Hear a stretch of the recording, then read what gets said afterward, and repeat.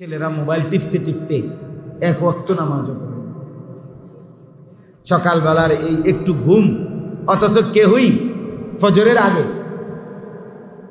ঘুমায় না। এমন না যে ঘুমাইছে 3টা বাজে, উঠতে লাইতে হয়েছে 4টা বাজে, এমন ঘুমাইছে 12টা 1টা বাজে 11টা বাজে। ঘুম থেকে উঠার টাইম হয়েছে ফজরের টাইম, কমপক্ষে 6 ঘন্টা পরে। কি নাফরমান, কি নাফরমান!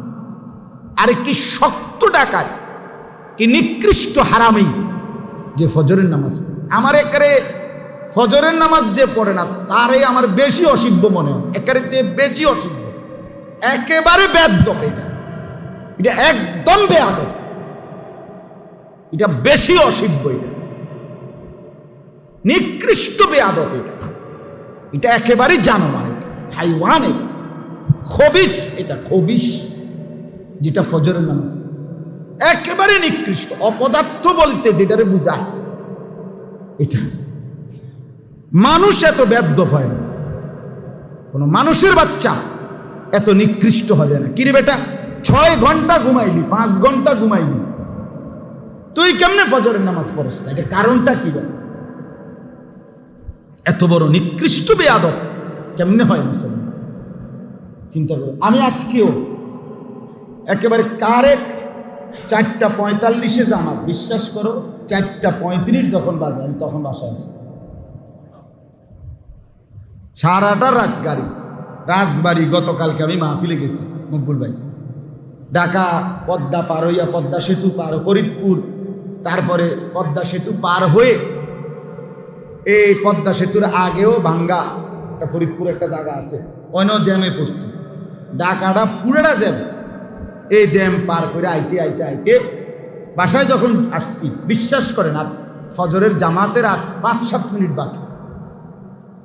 ফজরের নামাজ অজুটা করেই মসজিদে গিয়া ফজর পরে, ফজর বাদ আমার কওমি মাদ্রাসার সংগঠনের মিটিং,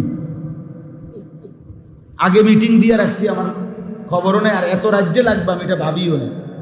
এই যেখানে মিটিং হবে, ফজরের নামাজ সালামটা ফিরাইয়াই আমার শিক্ষক নাজেম সাহেব, মাওলানা মাসুম, হেরে আমি ডাকে হলে মাসুম, আমি এনে বইয়া কাইটুইয়া ঘুমাইতে আসি, তারা আইতে আইতে, মানে মিটিংয়ের সদস্যরা আসতে আসতে যে কদ্দুর সময় পাই, ঠিক 40-42 মিনিট হবে, তারা আসতে আসতে লাগছে মিটিং, এ কদ্দুর টাইম ঘুমাইছি। ওই যে আমি আপনাদের বললাম না একটু আগে যে ভাই আমার কাল ঘুমাইতে আসে আজকে, এই কারণ আসলেই ঘুমাইতে পারিনি, তবে সারাটা দিনে দৌড়াদৌড়ি করছে। যাই হোক, আমার বলার উদ্দেশ্য হলো, এটা কি মানুষ, এটা কি জানোয়ার, এটা কি হাইওয়ান! 5 ঘন্টা ঘুমাইয়া এটা কি মানুষ! আয় হায়, এটা পদার্থ না অপদার্থ, না এটা ক্লিবলিঙ্গ না উভয়লিঙ্গ, আমি বুঝি এটা কি? তা জলজ্জান্ত মুসলমান এভাবে দিনের পর দিন কখনোই মনে পড়ে না ফজরের নামাজের কথা, তার রবের কথা, অথচ প্রতিদিন সেই রবের নিয়ামত হিসাবে আল্লাহ যদি চোখ খুলে না দেয়, কসম আল্লাহ, কারো পক্ষে ঘুম থেকে জাগার কোনো ক্ষমতা না। হ্যাঁ, যেই কোনো মানুষ যখন ঘুম যায়, নিজের ইচ্ছায় সাথে সাথে ঘুম আসে। কথা বলেন না কেন? ছেলেরা বলো না ভাইয়া, আমরা যে ঘুমাই, এ ঘুমাইলেই যেন আমি এখন ঘুমাইতে চাচ্ছি মনে করেন, এ কথা বলবেন লগ লগ কি ঘুমাইছে পড়ে। তো কারো আধা ঘন্টা, কারো 20 মিনিট, কারো 10 মিনিট, কারো 5 মিনিট, কারো 1 ঘন্টা, কারো সারা রাইতো কি আসে না, ঘুম আসে না, এ পাশ ওপাশ করে, এ পাশ ওপাশ করে। তো আল্লাহর যখন ইচ্ছা হয়, আল্লাহ কোনো 1 মিনিটে, কোনো এক ফাঁকে, কখন যেন আল্লাহ আমার চোখে ঘুম দিয়া দেয়। ঠিক কি না বলে? তাহলে বোঝা গেল ঘুম আমার ইচ্ছা মতো আসে না, তাহলে বোঝা গেল ঘুম থেকে জাগা আমার ইচ্ছা মতো হয় না। ওই আয়াত বলেন না হাফেজ সাহেব, কেউ আল্লাহু ইয়াতাওয়াফাল আনফুসা হিনা মাউতিহা, এটা এই আয়াতটা পুরা। মানুষ যখন ঘুমায়, আল্লাহ বলছে 2 হালাত হয়, আমি বান্দার রুহু তুলে নেই, তুলে নিয়ে কাউকে আর রুহু ফেরত দেই না, আর ওয়ায়ুরসিলুল উখরা ইলা আজালিম মুসাম্মা, কোন রূহকে আমি একটি নির্দিষ্ট সময়ের জন্য আবার তার দেহের মধ্যে ফেরত দেই ঘুমের সময়, উঠার সময়। আল্লাহ বলছেন ওয়ায়ুরসিলুল উখরা ইলা আজালিম মুসাম্মা। আল্লাহ বলেন আমি ফেরত দেই। মানুষ যখন ঘুমায় তো রূহ কি হয়ে যায়? সরে যায়। এই জন্যই তো মানুষের স্বপ্নে দেখেন না, শরীর এখানে কিন্তু রুহু কি করে? গড়ে। এবার ঢাকা সিটাং ঘুরা, লন্ডন আমেরিকা ঘুরা। ওই যে একজনে কৌতুক কইছে যে কয় ঘুমের মধ্যে দেখছে বিশ্বকাপ খেলতে আছে, এরপরে খেলতে খেলতে খেলতে খেলতে একটা গোল যে দিছে, একটা শট দিছে, ডাইরেক্ট গোল পোস্ট দিচ্ছে, গোল মানে ডাইরেক্ট গোল, গোল করে যে শিক্ষার দিয়ে উঠছে, উঠটা দেখে যে পাটা মশারি ছিদ্র কইরা, মশারি ছিঁড়া, ওই যে গোল দিছে মশারির কোনা ছিঁড়া লাগছে, কত বড় গোলটা দিল কি চিন্তা করছেন? তাইলে বুঝা গেল রুহুত ছড়ায় নেয় আল্লাহ তাআলা বলছেন। এরপরে আল্লাহ বলেন আমি আবার নির্দিষ্ট একটি সময়ের জন্য আবার আমার বান্দার রুহুটা ফেরত দেব, ফলে সে জেগে ওঠে। হাদিসের মধ্যে আছে নবী সাল্লাল্লাহু আলাইহি সাল্লাম ঘুমাইবার সময় যে কয়েকটি দোয়া পড়তেন, একটা তো আমরা সবাই ছোট্ট দোয়াটা পারি, বিসমিকা আল্লাহুম্মা, অথবা আল্লাহুম্মা বিসমিকা আমুতু ওয়া আহইয়া, এটা আমার ছোট মাইয়াও পারে, 2.5 বছরের মেয়ে। কিন্তু আরেকটা দোয়া আছে রাসূলুল্লাহ সাল্লাল্লাহু আলাইহি সাল্লাম নিয়মিত পড়তেন, একেবারে সহিহ বিশুদ্ধ হাদিস, বিসমিকা রব্বি ওয়াদাতু জামবি ওয়া বিকা আরফাউহু ইন আমসাকতাহা ফাগফির লাহা ওয়া ইন আরসালতাহা ফাহফাজহা বিমা তাহফাজু বিহি ইবাদাকাস সালিহিন আল্লাহুম্মা কিনি আযাবাকা ইয়াওমা তাবআসু ইবাদাক। এই দোয়া। তো এখানে একটা কথার অর্থটা হলো এই, নবীজি সাল্লাল্লাহু আলাইহি সাল্লাম বলতেন আল্লাহ আপনার নামে কাত হইতেছি, আপনার নামে কি হইতেছি? কাত হইতেছি। বিসমিকা রব্বি, হ্যাঁ, ওয়াদাতু জামবি, আমি আমার 500টা আপনার নামে রাখলাম, কোথায়? বিছনায়। অবিকা আরফাউহু, আপনার নামেই আবার জেগে উঠব, অর্থাৎ যদি আপনি জাগান তো আপনার নামেই আমি আবার কি উঠব। তবে এই নবী তখন বলতেন আল্লাহ যদি আপনি আমাকে আর ফেরত না দেন রুহু, তো মাফ করে দিয়েন, আর যদি ফেরত দেন আপনার নেককার বান্দাদের সঙ্গী বানাই। ইন আমসাকতাহা, যদি আমার রুহুটা ধরে রাখেন আর না দেন তো ফাগফির লাহা, এটা কি করে দিয়েন? আমারে মাফ করে দিলেন। আর ওয়া ইন আরসালতাহা, যদি ছেড়ে দেন ফাহফাজহা বিমা তাহফাজু বিহি ইবাদাকাস সালিহিন, আপনার নেক বান্দাদের সাথে আমার রুহুটাকেও হেফাজত করবেন। তাহলে কি বুঝাইছে নবী এর দ্বারা? প্রত্যেক মানুষ ঘুমের মাধ্যমে তার রুহু কি হয়ে যায়? আলাদা করে ফেলে আল্লাহ। আল্লাহ ইচ্ছে করলে আবার ফেরত দেয়, ইচ্ছে না করলে কি করে? রেখে দেয়। যুবক ভাই বলেন, আপনারা বলেন, বাপ বলেন, এই চোখ যদি আর না মেলে, এই ঘুম যদি আর না ভাঙ্গে, কে জাগাবে? কে? দিনের পর দিন, মাসের পর মাস, সপ্তাহের পর সপ্তাহ কোনো দিন ফজরের নামাজ পড়ে। আজকে নিয়ত করেন, একটা ভালো গরমের মধ্যে বেশিক্ষণ দেরি করার দরকার নেই, আরো অনেক বিষয় বলা যাবে, বলার ইচ্ছাও ছিল, বলবো একটু তর্জমা। বাকি একটা দিল থেকে এখানে যারা চোখের সামনে বসছেন, ছেলেরা তোমরাও ভাই, বিষয়টা বুঝা অনুভব কইরা ফজরের নামাজের একটা সিদ্ধান্ত নিন। বলেন ইনশাআল্লাহ। না না, আলাদা আলাদা বলুন, দিল থেকে বলুন, দিল। মন থেকে বলছেন কিনা বলেন।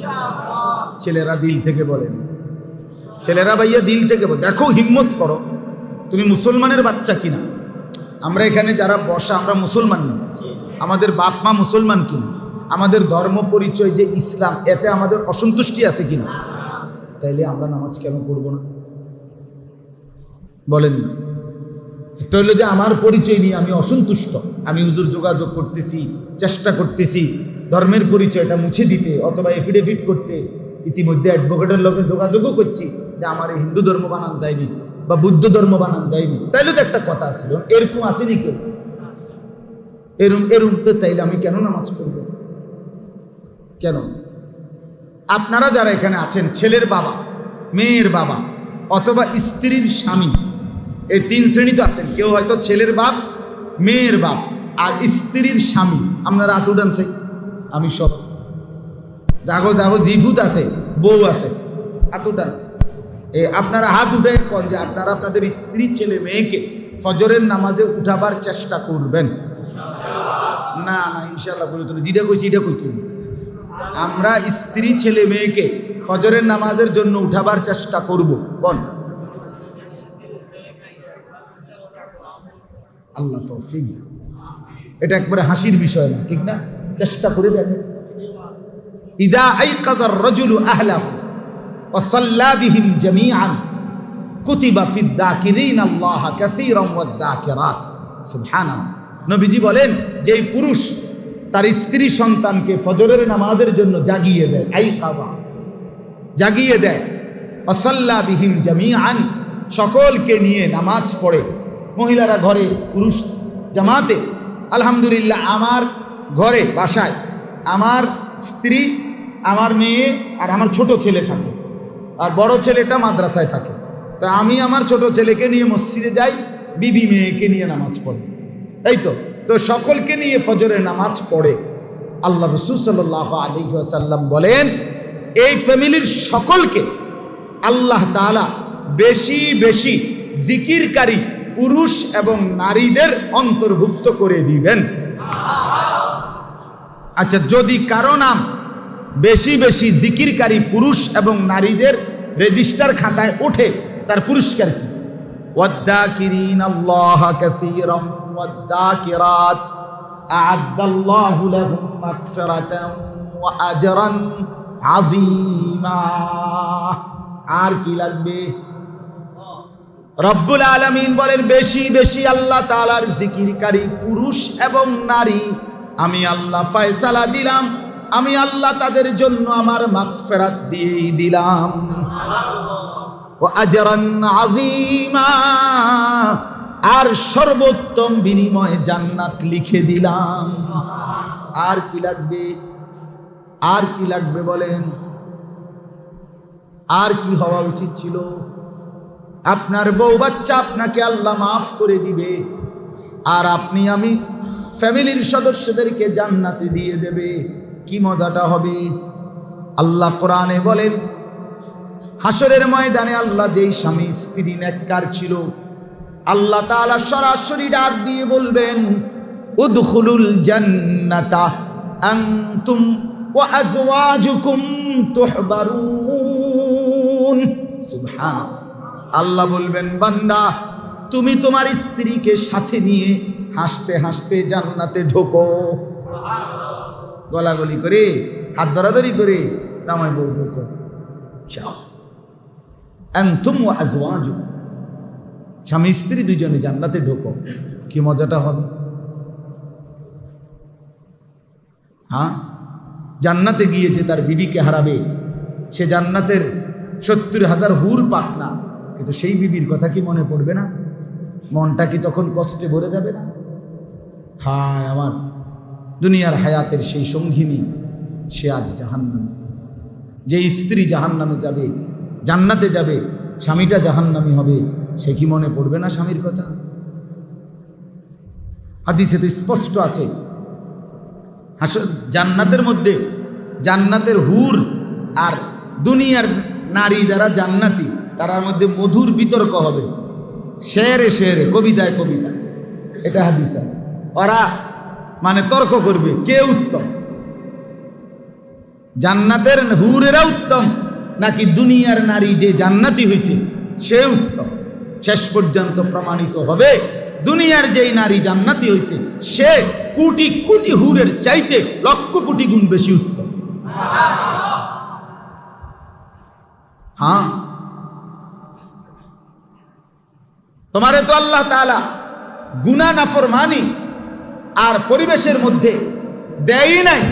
আমারে তো আল্লাহ তাআলা এমন এক পরিবেশে দিছিল যেই পরিবেশের সব নারী ছিল বেপর্দা, সবাই বাজারে বাজারে ঘুরত। আমি সেই সময়ে কষ্ট করে নিজের ইজ্জত আব্রু পর্দা হেফাজত করছি। এই বছর রমজানে আমি প্রথম 12 দিন, রমজানের প্রথম 12 দিন ছিলাম উমরায় আল্লাহর ঘরে, শেষ 10 দিন ছিলাম মসজিদের এতেকাফে। আমি আমার বিবিরে কতদিন বলছি যে তুমি একবারের জন্য, আমার খেয়াল ছুটে গেছে ঠিক আছে, বাচ্চাদের জন্য হোক, তোমার জন্য হোক, মেয়ের জন্য কোনো এক ফাঁকে অল্প একটু রাত্রে গিয়া তারাবির পরে যাও, ক্যান্টনমেন্ট দোকানপাট এখন মার্কেট খোলা থাকে, তুমি কোনো একটা কিছু কিনা নিয়ে আসো, আমি তো সময় পাইলাম না, এদিক দিয়ে গেল গা উমরা, ওই দিক দিয়ে গেল গা এতেকাফ, তুমি যাও। সে বলছে আমি রমজানের আগেই তো শপথ করে রয়েছি, নিয়ত করছি 1 সেকেন্ডের জন্য রমজান মাস বাইরে যাব না। সে এমন বেটি যদি বিবি হাসরের ময়দানে জান্নাতের হুরকে বলবে না যে আমি এই কষ্টটা করে আইছি, তুমি আলাপ করো, তুমি কার লগে আইছো আলাপ করতে, কি এর আলাপ করো। একজন লোক মনে করেন অন্ধ, জন্মান্ধ, এর হেবড়া যদি কয় এখানে বইয়া আল্লাহর রহমতে আপনাদের দোয়ায় আল্লাহর শপথ করে বলতে পারি জীবনে কোনোদিন ভিন নারী বড় নারী দেখি নাই, আপনারা কি করবেন? সুবহানাল্লাহ। এবারে না আব্দুল কাদের জিলানী নাকি? এবারে কি এর আব্দুল কাদের জিলানী? এই বেটা তুই তো চোখেই দেখো না, তোর কি বেগানা নারী কি তার এগানা নারী কি তার? ঠিক কিনা বলেন না কেন? এখানের মধ্যে বেড়াগিরি কি আছে এখানে? তুমি তো চোখেই দেখো না। কিন্তু যার চোখে দেখার পুরা সামর্থ্য ছিল সে দেখে নাই, চোখ নোয়াইছে, সে বলতে পারবে এটা আমার কষ্টের বিষয়, মেহনতের বিষয়। তাইলে এটা পুরস্কার বেশি না? এজন্য দুনিয়ার স্ত্রী যদি জান্নাতি হয়, নারী জান্নাতি হয়, জান্নাতের 70,000 না 70 কোটি নারীর উপরে যা দুনিয়ার নারী হবে সর্দার। সর্দার। যাই হোক, কথার প্রসঙ্গে আমরা অন্য কথা লম্বা করে বলে ফেললাম। একই হিসাব আপনার জন্যই বলা, যখন যা আল্লাহ তাআলার পক্ষ থেকে দিলে আসলো বললাম আল্লাহরই পক্ষ থেকে। এজন্য আপনাদের কাছে অনুরোধ করি, এই আজকে যারা এই মজমার মধ্যে বসছেন, বা আমি একটু শক্ত বলে ফেলছি ফজরের নামাজের বিষয়টা, কিন্তু আমার এটা খুব দিলে লাগে, আমার এটা খুব বেশি কষ্ট লাগে যে হারি মুসলমান এটা একটা বেশি বেশরম আমার কাছে মনে হয়। একটা হলো আমি ঘুমাইছি না, আমি ঘুমাইলাম, আমি কেন ফজরের নামাজ পড়ব না? সকালবেলা একটা মানুষের অফিস থাকে না, দোকান থাকে না, কোনো কারণ নাই, মানে ব্যস্ততার কোনো অজুহাত ফজরের নামাজের সময় আছে কি ভাইয়া? ফজরের নামাজের ওয়াক্তে কার কার অফিস খোলে, কোন কোন ব্যাংক খোলে? ফজরের ওয়াক্তে একটা ঠিক ফজরের টাইমে আপনি দোকান খুলতে হইব, এটা এমন জরুরি কাজ? তাহলে আপনি কোন গাছটা কাটেন ফজরের সময় ঘুমটা ছাড়া? আর সেই ঘুমটা তো আপনি গেলেনি, এমন তো না যে আমি ঘুমাইছি না, আমি তো 3 ঘন্টা 4 ঘন্টা 5 ঘন্টা হলেও ঘুমাইছি, তো আর অসুবিধাটা কোথায়? বলেন ইনশাআল্লাহ ফজরের নামাজ পড়বো ইনশাআল্লাহ। সবাই বলছেন নি দিল থেকে? ইউটিউবাররা কইছুনি, এই ইব্রাহিম বলছুনি কিটা কইছে? ফজরের নামাজ পড়বো ইনশাআল্লাহ, আল্লাহ তৌফিক দান করে। কেবল এইগুলো লইয়া আটলে হইতো না দোস্ত, কাম হইতো, কাম হবে না যদি আখেরাত না হয়, যদি আখেরাত না হয়।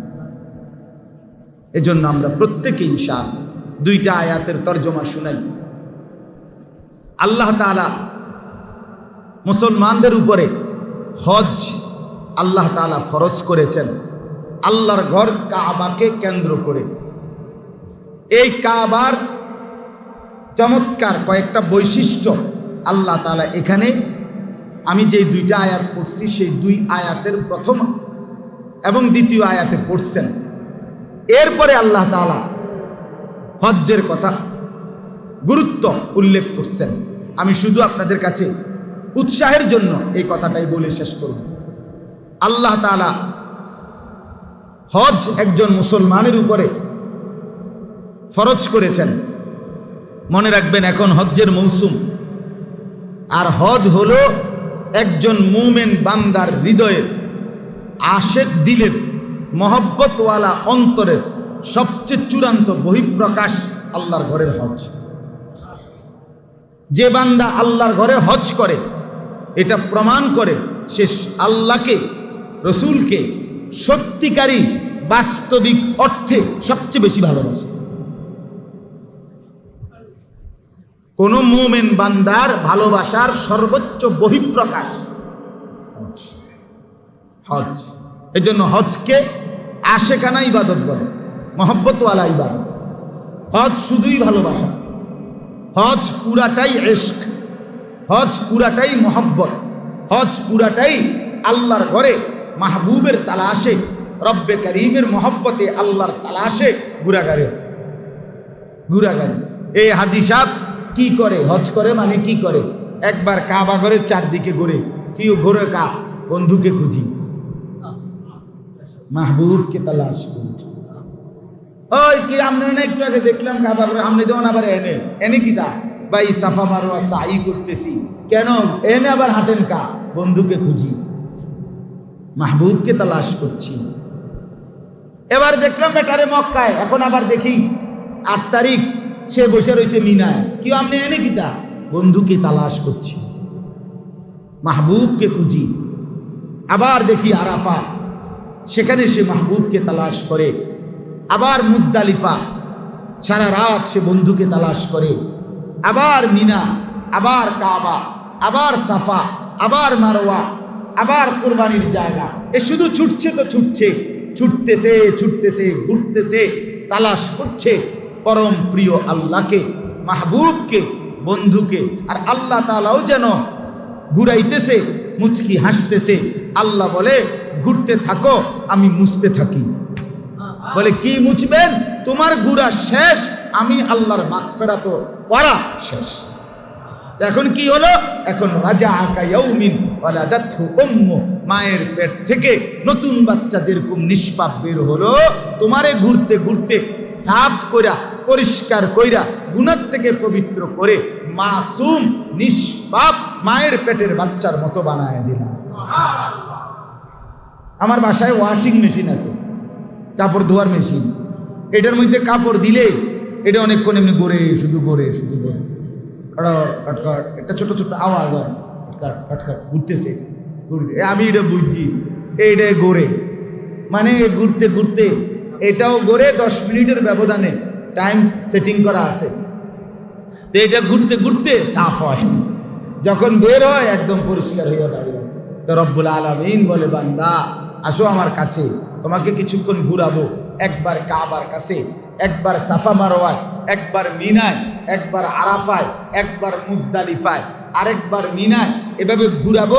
ঘুরতে ঘুরতে ওয়াশিং মেশিন দিয়া সাফ করে মাসুম নিষ্পাপ পবিত্র গুনাহমুক্ত বানায় বাইত পাঠায়। কি ফাজাইলে হজ্জের মধ্যে আছে, সাহাবীদের জামানায় কোনো ব্যক্তি যদি হজ শেষ করতেন, হযরত ওমরের মতো সাহাবী বলতেন, তুমি আবার জিন্দেগি নতুন করে শুরু করো, তোমার পেছনটা মাফ। আমি একবার মক্কা থেকে হজের পরে মদিনায় গেছি। মদিনার এক আলেম, আরবীয় আলেম, এই মুসাফা করার পরে বলছে, মানে জিজ্ঞাসা করছে, মক্কা থেকে আসছেন? জি হযরত। আহলান সাহলান মারহাবা ইয়া মান ওয়ালাদাতহু উম্মু। উনি আমাকে বলছে যে ধন্যবাদ আপনাকে, যাকে তার মা সদ্য প্রসব করলো। অর্থ কি বুঝাইলো? মানে হজ করিলেন যেন আপনি সদ্যজাত সন্তানের মতো বের হলেন। ওই যে আমার এরশাদ ভাই আছে, এই মাত্র আল্লাহর ঘর থেকে আসছে। কয়দিন হয়েছে এরশাদ ভাই? দাঁড়ান না, এই যে উমরা করে আসছে, এই 2-3 দিন আগে আসছে। মাশাআল্লাহ, আল্লাহ কবুল করেন। আবার হজে যাওয়ার জন্য চেষ্টা করতেছে। মানে একবার আসে, আবার যাওয়ার ফিকির, আবার আসে, আবার যাওয়ার ফিকির। আবার যাবে কখন মাওলার ঘর, আবার দেখবে কখন বন্ধুর ঘর, আবার কখন দেখবে রসুলের রওজা, আবার কখন দেখবে মদিনা। হায়, এটা সেরা একটা মহব্বতের গৌরব, ভালোবাসার গৌরব। এজন্য বাপ মনে রাখবেন, যার কলিজায় আল্লাহর ঘর দেখা স্বপ্ন জাগে না, চোখে পানি আসে না, মহব্বত জাগে না, রাসূলুল্লাহ সাল্লাল্লাহু আলাইহি ওয়াসাল্লামের রওজা মুবারক তার সামনে দাঁড়াইবার ইচ্ছাই জাগে না আপনার। হায় মুসলমান, কি ভালোবাসেন আল্লাহকে, কি ভালোবাসেন রসুলকে। ধোঁকা। এখানেও বাহানা তালাশ করেন কেন? ছেলেটা বিদেশ থেকে যদি টাকা দিত তাইলে হজে যাইতাম, মেয়েগুলো যদি বিয়ে দিতে পারতাম তাইলে হজে যাইতাম, যদি বিল্ডিংয়ের কাম শেষ করতে পারতাম তাইলে হজে যাইতাম, যদি আর কদ্দুর জমি কিনা সারতে পারতাম তাইলে হজে যাইতাম, আর একটু যদি বুড়া হইয়া লইতাম তাইলে হজে যাইতাম। আহা, এ তো ভালোবাসার কথা। ভালোবাসা তো শব্দ মানে না, ভালোবাসা তো বাঁধন মানে না, কোনো মহব্বতই নিয়ম মানে না। মহব্বত কি মানে না? কথা বলে না কেন? নিয়ম মানে না, নিয়ম মানে সব উথাল পাতাল করে ফেলে। আল্লাহ তাআলার ভালোবাসা, রাসূলুল্লাহ সাল্লাল্লাহু আলাইহি সাল্লামের ভালোবাসা, মক্কা মদিনার জিয়ারত, এক মুমিনের জন্য মক্কা কাবা ঘর। সরাসরি কিতাবে আছে কাবা ঘর যেখানে মাটির উপরে, জমিনের উপরে, গোটা সৃষ্টির সর্ব উৎকৃষ্ট জায়গা যেখানে কাবা, সেটা মাটির নিচে, মাটির নিচের মধ্যে সাতবক জমিন পর্যন্ত, গোটা পৃথিবীতে যতটুকু জমিন আছে মাটির নিচে সর্ব উৎকৃষ্ট জায়গা রাসূলুল্লাহ সাল্লাল্লাহু আলাইহি সাল্লামের রওজা, তার দেহ মুবারক মাটির নিচে, যেখানে যেই মাটির সাথে লেগে আছে সেইটা। তাহলে মাটির উপরের শ্রেষ্ঠ জায়গা কাবা, মাটির নিচের শ্রেষ্ঠ জায়গা রাসূলুল্লাহ সাল্লাল্লাহু আলাইহি সাল্লামের আরামগাহ, ইসলামের জায়গা রওজা। রওজা তো একদিকে কাবা, আরেকদিকে রওজা। আপনার এই দুইটাই কায়নাতের শ্রেষ্ঠ জায়গা, আল্লাহর জমিন ও আসমানে, আল্লাহর সৃষ্টি জগতের শ্রেষ্ঠতম জায়গা। একদিকে আল্লাহর ভালোবাসা, একদিকে রসুলের ভালোবাসা। এক মুমিনের জন্য এর চাইতে বড় ভালোবাসা, এর চেয়ে বড় চাওয়া পাওয়া আর কি হতে পারে? কাহা ये मेरी किस्मत के तवाफ तेरे घर का, मैं जागता हूँ या रब या ख्वाब देखता हूँ। कराचीর হযরত বলতেন, আল্লাহর ঘরের সামনে যখন দাঁড়াইতেন বলতেন, রব্বুল আলামিন, এটা আমার কেমন কিসমত, আমি আপনার ঘরের সামনে দাঁড়িয়ে এই মুহূর্তে ঘুরবো, তাওয়াফ করব। আমি জানি না মাওলা, বুঝি না আমি কি জেগে আছি নাকি স্বপ্ন দেখছি। সুবহান সুবহান।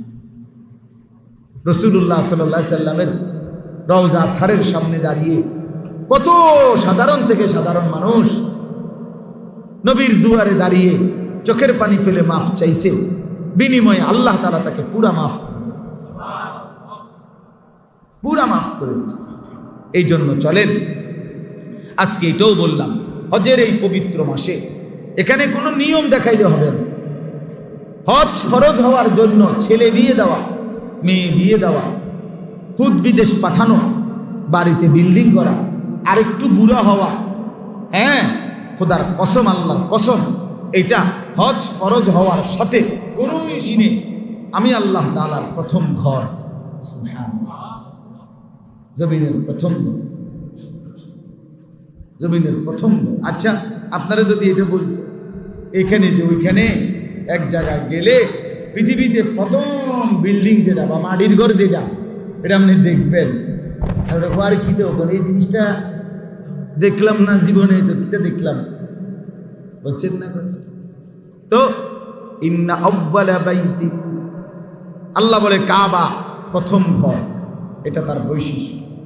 দুই, ওয়াদিআ লিন-নাস, কাবার দ্বিতীয় বৈশিষ্ট্য, এটা বানানোই হয়েছে মানুষের জন্য। তো মানুষ যাবে না তো কে যাবে?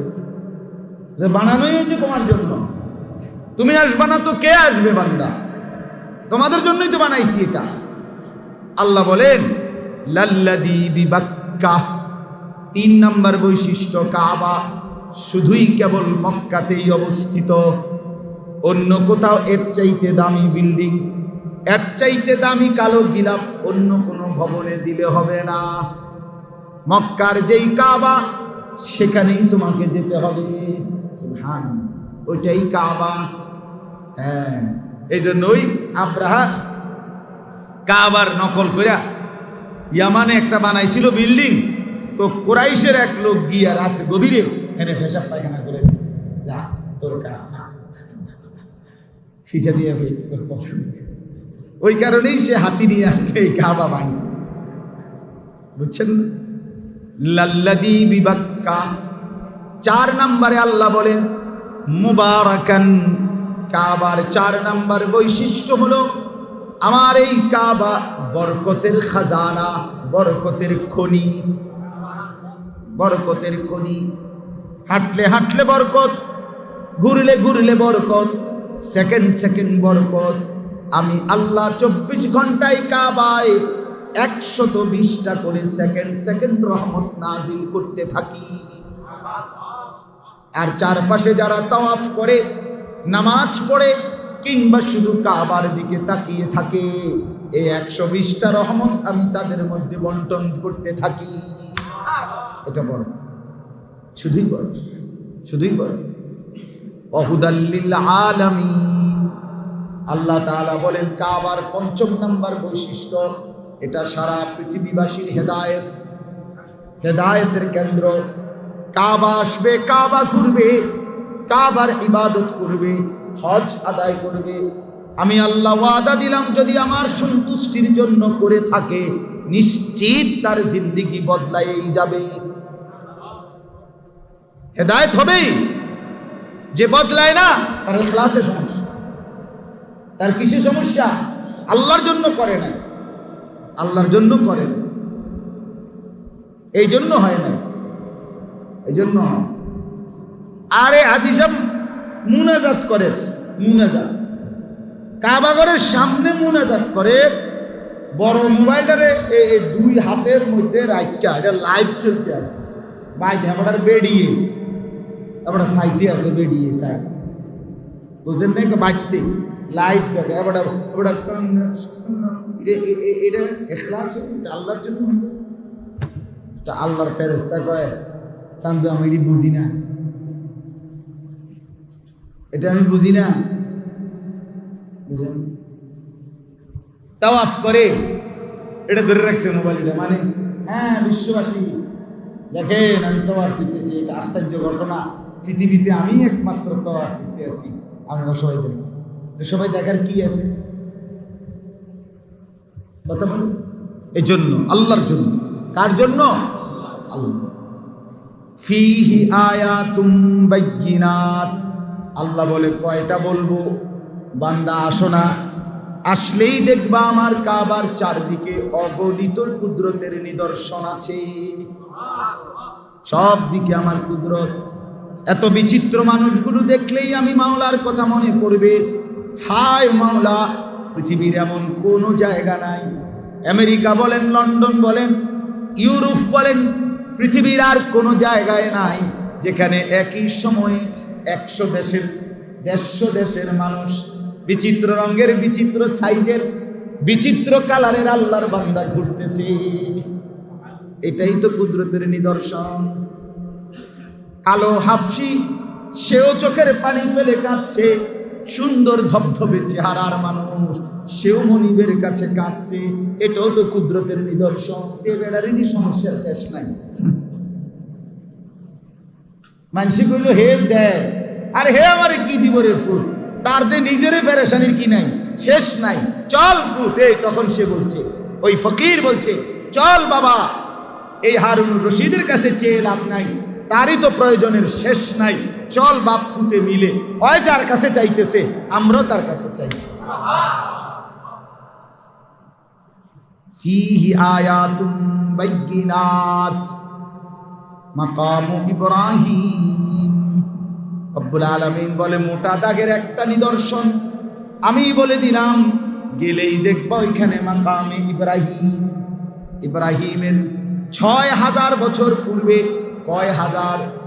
6000 বছর পূর্বে যেই পাথরের উপরে দাঁড়িয়ে আমার বন্ধু ইব্রাহিম আমার ঘর কাবা বানিয়েছিল, সেই পাথর পরম মমতায়, পাথর যেন আল্লাহকে বলছে, আল্লাহ চিরজীবন আমি শক্ত পাথর ছিলাম, আজকে তোমার বন্ধু ইব্রাহিম আমার কদমের মধ্যে তার কদম রাখছে আমার উপরে, আল্লাহ আমি দয়া করে একটু সুযোগ দাও, আমি একটু নরম হয়ে তোমার বন্ধুর কদমের চিহ্নটা নিয়ে নেই।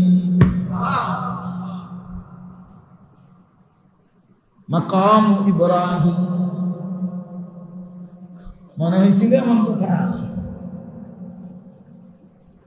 পাথরে যেন বলছে আল্লাহ আপনি কত সুযোগ দেন, আমি একটু নরম হই, নরম হইলেই তোমার বন্ধুর ইব্রাহিমের পাও দাইব্বা যাবে পাথরের ভিতরে নরম মাটির মতো, আর এইটাই আমি গ্রহণ করে নেব।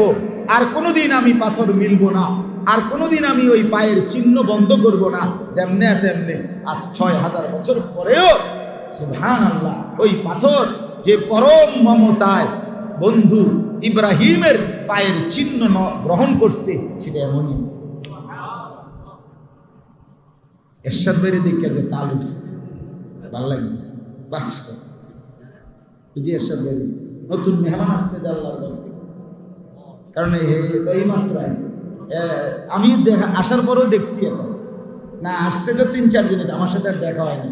আজ আমার গাড়ি ফাটাই আনছে, আমার গাড়ি। ওমান দাখালাহু কানা আমিনা। শেষ কথা হলো রব্বুল আলামিন বলে, বান্দা শুনে নাও পৃথিবীবাসী, আমার ঘর কাবা এমন ঘর, এই ঘরে যে আসবে মানুষ কিংবা জীবজন্তু, পিঁপড়া কিংবা ইঁদুর কিংবা বিড়াল, ছোট্ট থেকে ছোট্ট কোনো প্রাণী, বড় থেকে বড় কোনো মানুষ, সব এক কথায় নিরাপদ হয়ে যাবে। কানা আমিনা, যে আসবে সেই নিরাপদ। কোথায়? কাবায়, সব নিরাপদ।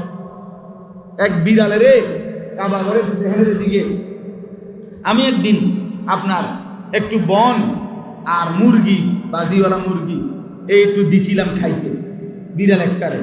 সাথে সাথে পুলিশ আইছে আমার কাছে, আইয়া বইতেছে আজি আদাম নো, এটা নিষেধ। এখানে তো সে বিড়ালটা তার ঠোঁট লাগবে ফ্লোরটার মধ্যে এখন খাইতে গেলে, তো এটা তো পরবর্তীতে কেউ সেজদা দিবে, তো তার সেজদার সমস্যা হবে। তো তাড়াতাড়ি ক্লিনার আনছে, ওই সাফাই করে যে পুলিশ ধরে ডাক দিছে, এর আইনা এনে দাঁড় করাইছে। তো বিড়ালটারে এ পুলিশ আমি নিজে চাইয়া রয়েছে, কোনো গুতা দিছে না, খোঁচাও দিছে না, শুধু বলছে আল্লাহ সোরা বিড়ালিটারে। ওমা বিড়াল মাশাআল্লাহ, বিড়াল আগে থেকে মানুষের করছে, সে আরবি জানে, সে আসতে হাইটা একের সাথে সাথে চলে গেছে। ওমান দাখালাহু কানা আমিনা। বিড়াল বলে আমি মনিবের ঘরের কাছে, পুলিশ তোর বাপের ক্ষমতা নাই আমার নিরাপত্তায় আঘাত করবি, আমি আসমানওয়ালার পক্ষ থেকে নিরাপদ হয়ে আছি। ওয়ালিল্লাহি আলান নাসি হিজ্জুল বাইতি মান ইসতাতাআ ইলাইহি সাবিলা। এবার আল্লাহ বলেন এতগুলো বৈশিষ্ট্য, যেই কাবার বললাম এটা প্রথম ঘর, এটা মানুষের জন্য, এটা মক্কাতেই, এটা বরকতের খাজানা, এটা হেদায়েতের কেন্দ্র, এটা স্পষ্ট নিদর্শনওয়ালা, এখানে মাকামে ইব্রাহিম, এখানে যে আসে সেই নিরাপদ। এত কিছু কেন বললাম বান্দা? কারণ এই ঘরকে কেন্দ্র করে আমি আল্লাহ সামর্থ্যবানদের জন্য আমার ঘরের জিয়ারত, আমার সন্তুষ্টির জন্য হজটাকে এখানেই আমি ফরজ করে দিলাম। এত উত্তম জায়গায় হজ করতে কয়টা টাকা খরচ করে আসবা? কেন আসবা না বান্দা? এতগুলো নেয়ামত কি পাবা না? কথা বলেন না কেন? এইবার শেষ কথা হলো আল্লাহ বলেন ওমান কাফারা ফাইন্নাল্লাহা গানিয়ুন আনিল আলামিন। এতভাবে বুঝায়া বলার পরেও, এত বৈশিষ্ট্য এত মর্যাদা বলার পরেও, হজ ফরজ করেছি এটা বলার পরেও যে অবজ্ঞা করলা, ওমান কাফারা, অবজ্ঞা করলা। আরে রাহো, হজ ভাত খাইতে ভাত খাই না, হজ খাইতে বললাম আসেনি এমন বিয়াদব কথা বলেন না। হুজুর আমনের গো আর কিতা, আমনের গো আর কিতা, অনমাইয়েগা বিয়া দিছি না, অনে হজে যাইতাম, অনমাইয়েগা বিয়া দিছি না, এমন বলেন না মানুষ আছে না? তো এটা অবজ্ঞা করা হলো না? কথা বলেন না কেন? এটা অবজ্ঞা করলো কিনা? আল্লাহ বলেন, শুনে নাও যে অবজ্ঞা করলা কিংবা অস্বীকার করলা, ফাইন্নাল্লাহা গানিয়্যুন আনিল আলামিন, তোমার মতো অপদার্থের আমি ধার ধারি না। তোমার মতো বেডই 2-4-10,000 না আইলে আমার কিচ্ছু আসবে দের বেড়া যাবে ফালতু বেটা। আল্লাহ যেন বলছেন, যা তুই কেন বেটা, গোটা পৃথিবীর একটা মানুষও যদি আমার ঘরে না আসে, আমি অমুখাপেক্ষী, আমার ঘরের মর্যাদা 1 জাররাও কমবে না, আমি রবের মর্যাদাও কমবে না। আমি তো আমি, যেমন আছি তেমন, আমার ঘরও তেমন মর্যাদা। তুই আসলে বান্দা তুই হবি দামি, ঠিক কিনা বলেন? না আসলে তুমি বেদামি, আসলে তুমি দামি। আমার কি আমি কি ঠেকা নাকি তোমার কাছে? আল্লাহ আমাদেরকে তৌফিক দান করেন। নিয়ত করলেন আল্লাহর ঘরের নিয়ত, আল্লাহর ঘরের নিয়ত করেন। আল্লাহ তাআলা আমাদের প্রত্যেককে তৌফিক দান করেন। যারা আগে গেছেন আল্লাহ বারবার যাওয়ার তৌফিক দান। আমার জন্য দোয়া করবেন। আগামী 5 তারিখ জুন মাসের আমার ফ্লাইট, হজ্জের ফ্লাইট, আল্লাহ যেন সহি সালামতে যাওয়ার আশা ফেরা আমলের তৌফিক দান করে। আমার শায়েখ আল্লামা মুফতি মুশতাকুর নবী কাসেমী হুজুরেরও ফ্লাইট হলো 19 তারিখ এই মাসে। আল্লাহ তাআলা হযরতকেও যাওয়ার তৌফিক দান করে। সারা পৃথিবীর হাজী সাহেবানদেরকে আল্লাহ তাআলা কবুল করেন। আপনারাও ছোট বড় সবাইকে আল্লাহ তৌফিক দান করেন। আলহামদুলিল্লাহি রাব্বিল আলামিন। ইয়া আরহামার রাহিমিন, ইয়া আরহামার রাহিমিন, ইয়া আরহামার রাহিমিন। মাওলাই করিম আপনি মাফ করে দেন, রব্বে করিম আপনি মাফ করে দেন। পেছনের জিন্দেগির সব নাফরমানি মাফ করে দেন। আগত জিন্দেগি আপনি সুন্দর করে দেন। সামনের জীবন আপনি ঈমান আমল দিয়ে ভরপুর করে দেন। সমস্ত কবরবাসীদেরকে আপনি মাফ করে দেন। কিয়ামত পর্যন্ত কবরের আযাব মাফ করে দেন। কবরগুলোকে জান্নাতের টুকরা বানিয়ে দেন। আল্লাহ আমরা যারা বেঁচে আছি আমাদের জীবনখানা সুন্দর করে দেন। ঈমান আমল সুন্দর করে দেন। আখলাক চরিত্র সুন্দর করে দেন। রাত দিন বরাবর করে দেন। গোপন প্রকাশ্য বরাবর করে দেন। হাসি কান্না বরাবর করে দেন। সব অবস্থায় আপনাকে যেন না ভুলি, আপনাকে যেন না ছাড়ি মাওলা। আপনি ছাড়া বান্দার আছে কে মাওলা? হাসবুনাল্লাহু ওয়া নি'মাল ওয়াকিল, নি'মাল মাওলা ওয়া নি'মান নাসির। হাসবুনাল্লাহু ওয়া নি'মাল ওয়াকিল, নি'মাল মাওলা ওয়া নি'মান নাসির। আল্লাহ মাফ করে দেন, আল্লাহ মাফ করে দেন। জিন্দেগি সুন্দর করে দেন। যুবকদেরকে বদলে দেন। বাবা চাচা মুরব্বীদেরকে আরো বেশি নেক আমলের তৌফিক দান করেন আল্লাহ। খাস করে হজ্জের এই পবিত্র মাসে আপনার কাছে আমি গুনাহগার গোলাম হৃদয়ের সবটুকু দিয়ে ফরিয়াদ করলাম, আপনার ঘর জিয়ারতের তৌফিক দেন। কাবার কালো গিলাফ দেখবার তৌফিক দেন আল্লাহ। এই চোখকে আপনি কবুল করেন। প্রতিটা বাবা ভাইকে আপনি তৌফিক দান করেন। একজনকেও বঞ্চিত করবেন না, একজনকেও না, মাকেও না, বাবাকেও না, ছেলেকেও না, মেয়েকেও না। আল্লাহ ওই কালো গিলাফ না দেখিয়ে কবরে নিয়েন না, বন্ধুর রওজায় না নিয়ে কবরে নিয়েন না মাওলা। বন্ধুর সামনে দাঁড়িয়ে সালাম না দিয়ে কবরে নিয়েন না আল্লাহ। আপনি তৌফিক দেন। মাদ্রাসা খানা কবুল করে নেন। মাদ্রাসার জরুরত আপনি পূরণ করে দেন। ছাত্র উস্তাদ আরো মিলায়া দেন। ছাত্র উস্তাদ সকলকে ইখলাস ও তাকওয়া দান করেন।